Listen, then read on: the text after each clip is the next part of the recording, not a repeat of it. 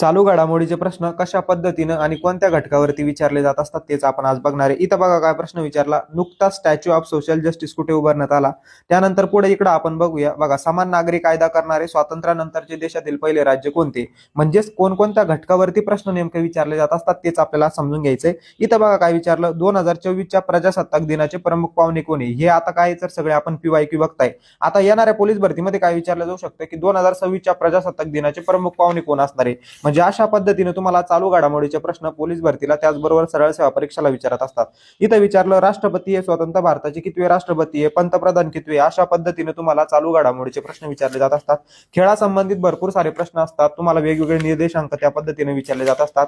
ज्या ज्या महत्वाच्या चालू घडामोडीचे प्रश्न आपल्या परीक्षेला येत असतात त्या सगळ्या घडामोडी तुम्हाला एकदम सुटसुटीत पद्धतीनं आपल्या या पुस्तकामध्ये इमेजेस सुद्धा ऍड करून आपल्या पुस्तकात दिलेले आहे, जेणेकरून तुम्हाला समजायला सुद्धा सोपं जाणार आहे आणि लगेच तुमच्या लक्षात येणारे, तुमचा गोंधळ सुद्धा होणार नाही. आता इथं बघा की ज्या ज्या पद्धतीनं ज्या ज्या घटकावर प्रश्न विचारले जात असतात तेच महत्वाचे घटक आपण या पुस्तकामध्ये घेतलेले.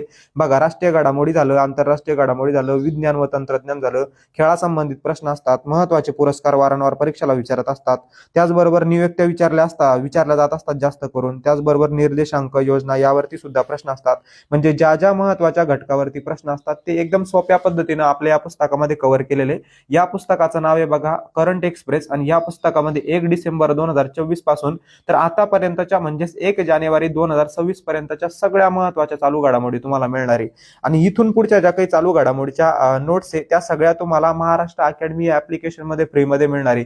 हे पुस्तक जर तुम्हाला मागवायचं असेल तर Amazon वरून सुद्धा मागू शकता किंवा जवळच्या दुकानामध्ये जर गेले तर 100 ते 120 रुपयाला फक्त तुम्हाला हे पुस्तक मिळणार आहे.